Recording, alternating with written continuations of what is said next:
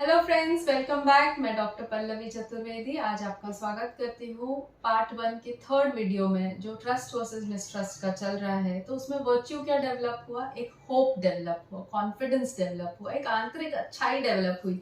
और ये सब के बारे में हनुमान जी से ज्यादा अच्छे से और कौन बता सकता है।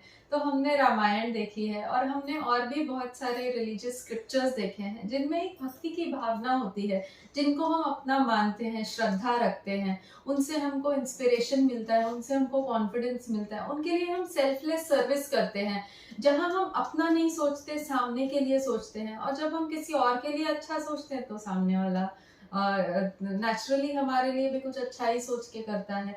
तो ये होता है श्रद्धा, ये होता है डिवोशन। उसमें एक चौपाई में कुछ पंक्तियां मैं कहना चाहूंगी। भक्तिहीन गुण सब सुख ऐसे, लवन बिना बहु भंजन जैसे। मतलब भक्ति के बिना कोई सुख सुख ही नहीं लगेगा आपको। कोई एक डिवोशन के साथ में जब आप कोई काम करते हैं, उसका जो सेटिस्फैक्शन है वो अलग लेवल का होता है। तो ये भक्ति आती कहाँ से है ना, ये हमको माँ से आती है। जैसे माँ हमको या फिर हमारे पेरेंट्स या पूरा परिवार जैसे हमको प्यार से, चाव से बड़ा करता है, हमको अच्छे अच्छे गुण, हमको अच्छे अच्छे संस्कार देता है। तो वहां से हम भक्ति सीखते हैं कि उनने हमको प्यार दिया तो हम भी उनसे प्यार करते हैं। जैसे एक बच्चे को आपने किस किया या उसको गले लगाया, तो कभी दुखी देखेगा तो आपके आंसू भी आके पोंछेगा, या तो वो धीरे धीरे आपके इमोशंस को समझने लगता है, वो आपको रेसिप्रोकेट करने लगता है, आपका ही बच्चा। तो वो ना कि आपको, बट धीरे धीरे वो पूरे परिवार में, पूरे नेबर्स के साथ, अपने दोस्तों के साथ, सबके साथ बहुत मिलजुल के सामंजस्य में रहने लगता है। तो ये होता है डिवोशन, जो हम इसी एज ग्रुप से सीखने लगते हैं। फिर क्या होता है ना, अगर ये डेवलप नहीं हुआ, ये डिवोशन, ये भक्ति डेवलप नहीं हुई, डिस्पेयर का रूप ले लेता है, यार कुछ भी अच्छा नहीं है, लोग मेरे ही नहीं है। तो ये एक एग्जाम्पल और देना चाहूंगी। जैसे हमने देखा कि tongue is the most developed sensory organ. जब वो बच्चा 0 से 1 ईयर्स के एज ग्रुप में होता है तो वो अपने जीभ से सब कुछ महसूस करता है, समझता है, मुंह में लेके वो फील करते हैं, उनको उनकी क्यूरियोसिटी रहती है क्या है, उसको चबाएंगे और उसको फील करेंगे कितना हार्ड है, कितना सॉफ्ट है, क्योंकि वो बोल तो सकते नहीं है, तो वो जीभ से ही सारी चीजों को महसूस करते हैं।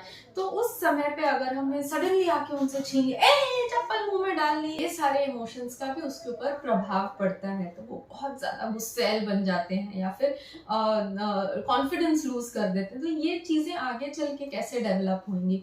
तो वो कुछ भी करने जाता है और उसको नहीं करने दिया गया, उसको तो यही मालूम है कि मैंने क्या किया, मुझे तो कुछ मालूम ही नहीं है। वो इनोसेंट होते हैं, उनमें ये नहीं है भेदभाव कि क्या सही है क्या गलत है। तो उनके लिए तो सब एक जैसा ही है, वो किसी को जज भी नहीं करते, ना खुद को जज कर सकते हैं।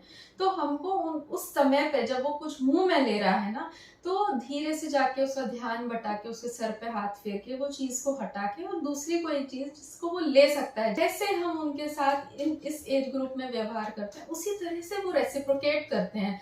तो यहाँ पे बन जाता है रिचुअलिज्म ऑफ आइडलिज्म। मतलब ये जो प्रॉब्लमेटिक, ये जो ऑपोजिट पोल, जो डिवोशन के ऑपोजिट चला जाता है, या तो वो खुद के लिए ही इतना आइडलाइज कर लेंगे कि मैं ही सबसे बेस्ट हूँ, मुझे किसी का नहीं सुनना, और वो अपने आप को ओवर एस्टिमेट कर लेते हैं। तो जैसे यही स्टेज अगर आगे की उम्र में भी कभी ऐसा हुआ कि उनको जो प्यार मिलना चाहिए वो नहीं मिल रहा, तो वो खुद को ऊपर रखते हैं, अपने आप को ऊंचा आंकने लगते हैं।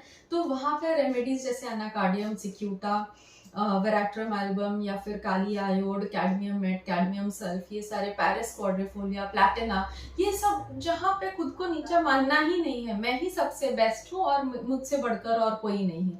तो एक तो ये हो गया। दूसरा आइडलिज्म हो गया कि वो किसी और को आइडलाइज करने लगते हैं कि ये जो है वो सबसे ऊंचा है मेरे लिए, और तो घर परिवार से नहीं जुड़ पाते हैं, वो दूसरे से, किसी और से जुड़ने लगते हैं। मैं शादी नहीं करूंगी क्योंकि मुझे तो इससे प्यार है। तो उसको वो प्यार ढूंढ रही है क्योंकि उसको माँ बाप नहीं है उसके, और वो एक वैक्यूम क्रिएटेड है उसके लाइफ। तब खुद के लोगों से हटके उसको किसी और से हो जाता है, एडामस है, एड्स है, हाइड्रास्टिस है, वानिला है, उल्मसी है, लाइमन बीसी है, ऐसे टाइप के पर्सनालिटीज जो दूसरों से आकर्षित जल्दी हो जाते हैं, उनका प्रभाव ऐसा पड़ता है कि वो फिर यहाँ से डिस्कनेक्ट होके वहां जुड़ जाते हैं। ये आइडलिज्म हो जाता है, जहां उनको दूसरों को आदर्शीकरण मान के चलने लगते हैं।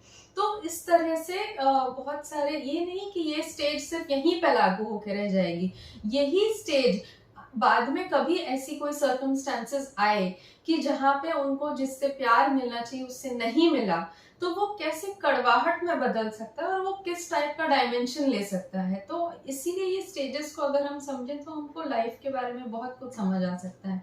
तो अब से नेक्स्ट वीडियो में हम स्टेज 2 पे जाएंगे, और इस वीडियो को आप लाइक, कमेंट और सब्सक्राइब एंड शेयर जरूर करिए। धन्यवाद सुनने के लिए।